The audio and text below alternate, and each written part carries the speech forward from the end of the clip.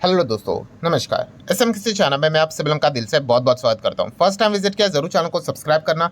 उसी के साथ साथ free stock market classes and let's learn stock market and finance, इस दोनों चैनल को भी आप चाहो तो फॉलो कर सकते हो, सब्सक्राइब कर सकते हो। इन चैनल के लिंक भी आपको ऊपर आई बटन पे नीचे डिस्क्रिप्शन में मिलेंगे, जहाँ पे शेयर बाजार आपको बिल्कुल फ्री ऑफ कॉस्ट सिखाया यहाँ पे जाता है। सो चले दोस्तों, फिलहाल तो इस वीडियो को स्टार्ट कर लेते हैं। ठीक है दोस्तों, अभी हम लोग आ चुके हैं बिल्कुल हमारे नॉर्मल स्क्रीन के ऊपर। इस वीडियो में बात होने वाली केवल एक ही कंपनी के बारे में। ठीक है, एक बिजनेस बोल सकते हो, कंपनी बोल सकते हो, शेयर बोल सकते हो। ठीक है, तो आप चाहो तो इसको स्टडी कर सकते हो। बट सबसे पहले डिस्क्लेमर क्लियर कट देना चाहूँगा, कोई रिकमेंडेशन नहीं है, सिर्फ ये इन्फॉर्मेशन पर्पस के लिए वीडियो यहाँ पे बनाया जा रहा है। ठीक है, अगर आपको खरीदना है, बेचना है, होल्ड करना है, एवरेज करना है, वो आपकी मर्जी है। आप अपने फाइनेंशियल एडवाइजर के साथ डिस्कस करके डिसीजन ले सकते हो। तो चलिए स्टार्ट कर लेते हैं दोस्तों। ये कंपनी सबसे ज़्यादा पॉपुलर क्यों हुई, उसके पीछे का दो रीज़न है, और उसमें से रीज़न एक है आज के दिन का, एंड कुछ ही दिनों पहले भी ये कंपनी थोड़ी सी ज़्यादा चर्चे में देखने को मिल रही थी। उसके पीछे का एक्चुअल रीज़न है बड़ा इन्वेस्टर। यस, एस इन्वेस्टर की बात करें, बड़े इन्वेस्टर की बात करें, कभी भी अगर कोई शेयर अगर वो खरीदते हैं, बेचते हैं, तो चर्चा तो मार्केट में होती ही होती है। हालांकि ये मैंने काफ़ी बार आप लोगों को सिखाया है कि किसी को भी कॉपी करना ये सेंसिबल बात होती है नहीं, क्योंकि हर किसी की अपनी अपनी रिस्क टेकिंग एबिलिटी हो सकता है। बड़े इन्वेस्टर के लिए 100 करोड़ कोई बड़ी अमाउंट ना हो, ठीक है, बट एक आम इंसान के लिए अगर देखा गया तो 100 करोड़ मतलब तो आपको बताइए कि कितनी बड़ी अमाउंट है। तो ये पॉइंट आपको पता होना चाहिए। कौन से इन्वेस्टर की हम बात करें दोस्तों? यस, विजय केडिया सर। तो विजय केडिया की अगर हम लोग बात करें, कोई इंट्रोडक्शन की जरूरत तो इनको है नहीं। ठीक है, काफ़ी बार वो रिटेल इन्वेस्टर को गाइड भी यहाँ पे करते रहते हैं। विजय केडिया जी की अगर हम लोग बात करें तो आपको पता ही होगा ग्रेवेंस। यस, ये जो कंपनी है, अगर मैं बात करूँ, इसका पूरा नाम है ग्रेवेंस कॉटन करके। ठीक है, तो विजय केडिया जी ने क्या किया था, 0.5% के आसपास इस कंपनी के स्टेक यहाँ पे उठाए थे, शेयर्स खरीदे थे, जिसका वैल्यू बैठता है 25 करोड़। यह आज की खबर नहीं है, अभी दिसंबर की शुरुआत में शायद से खबर आई थी। ठीक है, लगभग 12 लाख के आसपास शेयर्स उन्होंने यहाँ पे खरीदे थे। ठीक है, एंड तब ये कंपनी ज़बरदस्त हम लोग को भागते हुए देखने को यहाँ पे मिली थी। अगर मैं चार्ट पैटर्न दिखा दूँ दिसंबर का, तो ये देख सकते हो अच्छी तरीके से तेज़ी देखने को मिली, फिर उसके बाद थोड़ा थोड़ा नीचे आया, एंड आज के दिन आप देख सकते हो वापस ये स्टॉक ने लगभग 7.25% के आसपास की तेज़ी दिखा दी है। वापस हम लोग को एक और बड़ी खबर फिलहाल तो देखने को मिल चुकी है। ग्रेवेंस कॉटन की अगर हम लोग बात करें, ये कंपनी आज के दिन क्यों भागी है? बिकॉज इसकी जो आर्म है, आर्म बोले तो सब्सिडरी GEML, ठीक है, तो इस कंपनी ने IPO लाने का फैसला कर लिया है। फैसला कर लिया मतलब इनफैक्ट उन्होंने ड्राफ्ट जो रहता है DRHP की बात करें, वो भी सेबी के पास फाइल करना यहाँ पे स्टार्ट यहाँ पे कर दिया है। एंड डेफिनेटली ये जो कंपनी हम लोग को देखने को यहाँ पे मिल जाती है, ये इलेक्ट्रिक व्हीकल वाली कंपनी हम लोग को देखने को यहाँ पे मिल जाती है। GML की बात करें तो थोड़ा सा इसको डिटेल में जानने की कोशिश करते हैं। आप देख सकते हैं EV maker grievance electric mobility file IPO paper somewhere around 1000 crore के आसपास। तो ये फ्रेश इशू के थ्रू जाते हुए देखने को यहाँ पे मिलने वाले हैं।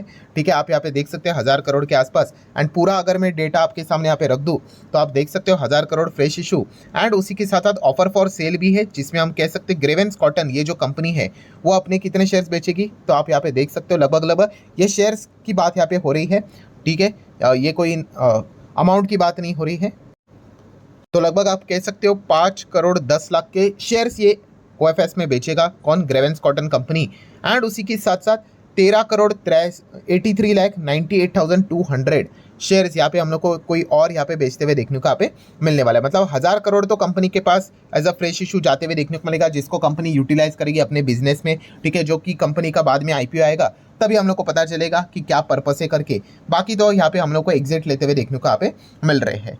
डेफिनेटली इसी चीज़ के चलते ये कंपनी हम लोग को पॉपुलर होते हुए देखने को मिल चुकी है।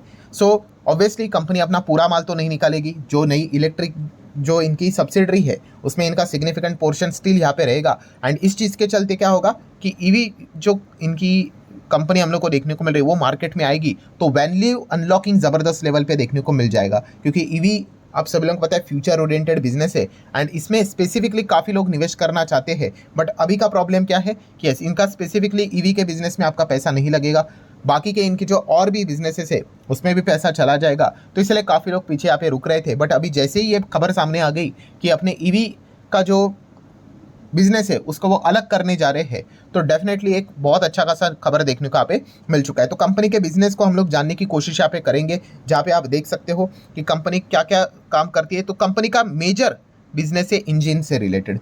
ठीक है। जो एक गाड़ी के इंजन देखते हैं ना आप लोग, पेट्रोल डीजल की अगर हम लोग बात करें सीएनजी, तो इससे रिलेटेड इस कंपनी का काम देखने को मिल जाता है। तो ये इनका कोर बिजनेस है। अगर कंपनी 100 रुपया कमाती है सो उसमें से 60 रुपया हम कह सकते हैं 60% ये इनके इंजन के रेवेन्यू से यहाँ पे जनरेट होता है, इंजन बिजनेस से, ठीक है। तो इसमें बाकी और भी चीज़ें आ जाती है।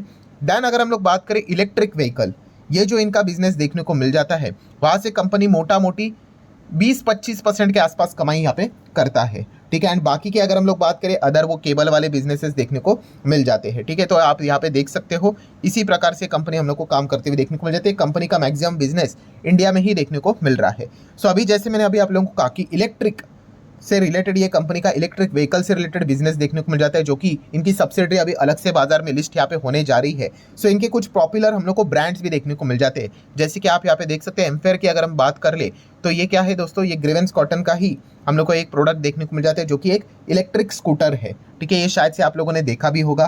प्लस कंपनी 2 व्हीलर के साथ साथ अगर हम लोग बात करें तो 3 व्हीलर में भी काम करते हुए देखने को मिल जाती है। ग्रेवेंस 3 व्हीलर करके आप यहाँ पे देख सकते हो, ठीक है। एंड अगर मैं आप लोगों को प्रोडक्ट का नाम बता दूं तो आप यहाँ पे देख सकते हो अल्ट्रा करके नाम हम लोग को देखने को यहाँ पे मिल जाता है, एवरीथिंग एक्स्ट्रा करके, ठीक है। तो अगर आप इसको इमेज के फॉर्म में देखना चाहते हो तो ये देखिए, ये है इसका इमेज ग्रेवेंस अल्ट्रा करके, ठीक है। मतलब ऑटो 3 व्हीलर के टाइप में हम लोग को ये प्रोडक्ट देखने को मिले, जो कि इलेक्ट्रिक व्हीकल सेगमेंट में है। सो अभी तक अगर हम लोग विजय केडिया सर की बात करें तो इन्होंने इसके पहले अतुल ऑटो में भी निवेश किया है, बहुत भारी भरकम निवेश किया है। एंड वो भी कंपनी अगर आप देखोगे तो 3 व्हीलर में हम लोग को देखने को मिल जाती है। एंड वहाँ पर भी ईवी से रिलेटेड ही काम हो रहा है। मतलब हम कह सकते हैं कि विजय केडिया सर काफ़ी बुलिश नज़र आ रहे हैं। इलेक्ट्रिक व्हीकल में तो है ही, बट वो 3 व्हीलर में कुछ ज़्यादा ही बुलिश हम लोग को देखने को यहाँ पे मिल रहे हैं। सो डेफिनेटली हम यहाँ पे कह सकते हैं कि इस कंपनी का भी काम उसी में ही देखने को मिल रहा है। प्लस उसी के साथ साथ अगर हम लोग यहाँ पे देखेंगे तो कंपनी का ईवी स्पेस में ही हम कह सकते हैं कि लास्ट माइल मोबिलिटी से रिलेटेड जो बिजनेस रहते हैं दोस्तों, उसमें भी वो एंट्री यहाँ पे कर चुके हैं और बहुत सारे कंपनीज के साथ उन्होंने टाइप भी करके यहाँ पे रखा है। मतलब जो आपने देखा होगा ना कभी कभी क्या बोलते हैं उसको, फूड डिलीवरी या फिर क्विक कॉमर्स वाले आपने देखे ऐसे इलेक्ट्रिक बाइक से घूमते हैं करके, यस इस प्रकार की जो स्कूटर्स होते हैं देखिए, छोटे स्कूटर, यस उसमें भी ये कंपनी हम लोग को काम करते हुए देखने को मिल जाती है, टाइप्स करते हुए देखने को मिल जाती है। So definitely future oriented segment में ही इस कंपनी का अच्छा योगदान देखने को मिल रहा है। और अच्छी बात यह है कि जो ये कंपनी फ्यूचर ओरिएंटेड में काम कर रही है, ठीक है, वो ही अलग होते हुए देखने को मिल रहे हैं। तो स्पेसिफिकली मार्केट में आते हुए देखने को मिलेगा, तो प्रॉपर वैल्यूएशन, वैल्यू अनलॉकिंग होते हुए देखने को यहाँ पे मिलने वाला है। बाकी की अगर बात करें तो कंपनी की बैलेंस शीट आप देख सकते हो, कंपनी का RNS, reserves and surplus 1300-1400 crore के आसपास देखने को यहाँ पे मिल रहा है। नेक्स्ट अगर हम लोग बात करेंगे कंपनी के पर लॉन्ग टर्म बोरिंग पहले 150 करोड़ था, फिर जीरो हो गया, अभी 27 लाख का कर्जा है, इतना कोई बड़ी बात है नहीं। शॉर्ट टर्म बोरिंग 50 करोड़ के आसपास देखने को मिल रहा है, ठीक है। ये 1 साल के अंदर अंदर चलते रहती चीज़ें, प्लस माइनस होता रहता है। Cash and cash equivalent company के पास 300 करोड़ का कैश भी देखने को मिल रहा है। बैलेंस शीट देखकर ही समझ में आता है कि छोटे साइज की कंपनी है। सो आप देख सकते हैं मार्केट कैप कितना है कंपनी का, केवल 5000 करोड़ के आसपास। इसका अर्थ क्या है, जैसे एक स्मॉल कैप कंपनी है उसका भी अर्थ क्या है कि यस कंपनी ऐसा ऐसा ऐसा ऐसा चलेगी। मतलब क्या है, कंपनी को बड़े ऑर्डर्स मिलेंगे तो रॉकेट, उसके बाद अगर कंपनी को ऑर्डर नहीं मिले तो सूखा पड़ते जाएगा और फिर स्टॉक करेक्ट होना स्टार्ट हो जाएगा। जो इस बिजनेस के लेवल की अंडरस्टैंडिंग नहीं लेगा फिर वो बाद में रोना धोना शुरू करेगा, अरे क्या हो गया, हम तो फंस हो गए, बर्बाद हो गए, ये हो गया वो हो गया। अरे आप छोटे कंपनी में जा रहे हो तो छोटे कंपनी में यही रिस्क होता है कि बार बार उनको कॉन्ट्रैक्ट मिलने में मुश्किल होती है। कोशिश तो वो करेंगे, ठीक है, एंड अगर अच्छी कोशिश की तो वापस वो कम बैक करेंगे।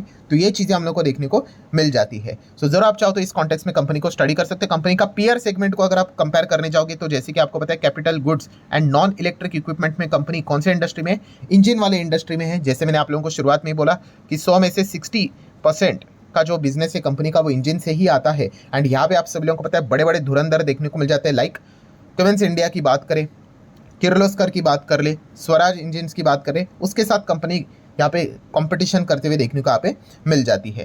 देन अगर हम लोग बात करें तो कंपनी का शेयर होल्डिंग पैटर्न, तो उसको अगर आप चेक करोगे तो 55% टू 56% प्रमोटर के पास है।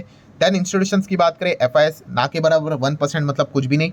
डीएस देखेंगे तो 3-4% है, मतलब चलो कंबाइनली अगर मोटा मोटी पकड़ ले तो इंस्टीट्यूशंस के पास 5% ही है, बाकी पब्लिक के पास ही है। तो ये काफ़ी एक रिस्की पैरामीटर भी देखने को मिल जाता है। देन अगर हम लोग यहाँ पे आगे बढ़ेंगे दोस्तों तो कंपनी से रिलेटेड सारे पॉइंट्स तो हो गए, बट रिस्क फैक्टर कौन सा है, तो रिस्क फैक्टर एक ही है दोस्तों कि ये सेगमेंट कौन सा है, ये इलेक्ट्रिक व्हीकल का सेगमेंट में ही कंपनी फिलहाल तो मेजरली काम करते हुए देखने को मिल रही है और उसी को ही आगे बढ़ाने की कोशिश यहाँ पे करने वाली, क्योंकि अगर बाकी के इंजन्स की बात कर ले पेट्रोल डीजल, वो तो धीमे धीमे करके कम ही होते हुए देखने को यहाँ पे मिलने वाला है। तो इस पॉइंट को भी आप लोगों ने अच्छी तरीके से नोट करके चलना चाहिए। एंड ये जो ईवी स्पेस है ये किसके अंडर आता है?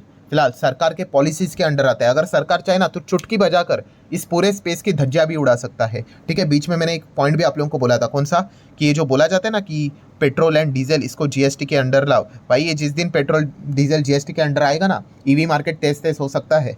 ठीक है, काफ़ी पेट्रोल डीजल के दाम नीचे आ जाएंगे, बट स्टेट कभी रेडी नहीं होगा, सेंट्रल गवर्नमेंट भी रेडी नहीं होगा। एंड सेंट्रल गवर्नमेंट क्या करेगा? स्टेट के ऊपर नाम ढकेलता रहेगा, भाई उनके वजह से हम लोग रेडी नहीं, ये वो ऐसा पॉलिटिक्स करेंगे एंड पेट्रोल डीजल कभी जीएसटी में आएगा ही नहीं। ठीक है, सो पेट्रोल डीजल अगर जीएसटी में आ जाता है तो वापस लोग क्या करेंगे? वो जो नॉर्मल जो पेट्रोल डीजल वाली जो गाड़ियाँ रहती है उन्हीं की ओर हम लोग को जाते हुए देखने को मिलेंगे और ईवी मार्केट काफ़ी डिस्टर्ब यहाँ पे हो सकता है, क्योंकि मैक्सिमम लोग ईवी गाड़ियाँ की ओर क्यों बढ़ रहे हैं?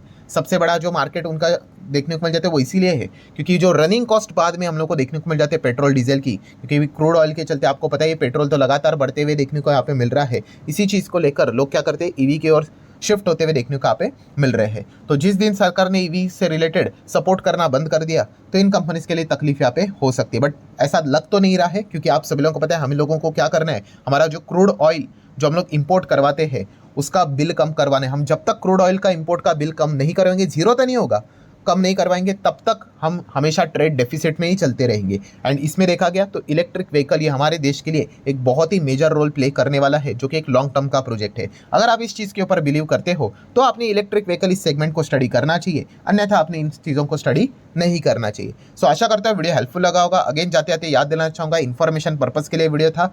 ठीक है, पसंद आया होगा चाहो तो लाइक एंड शेयर कर सकते हैं। मिलते हैं नेक्स्ट स्टूडेंट, तब तक के लिए बाय बाय।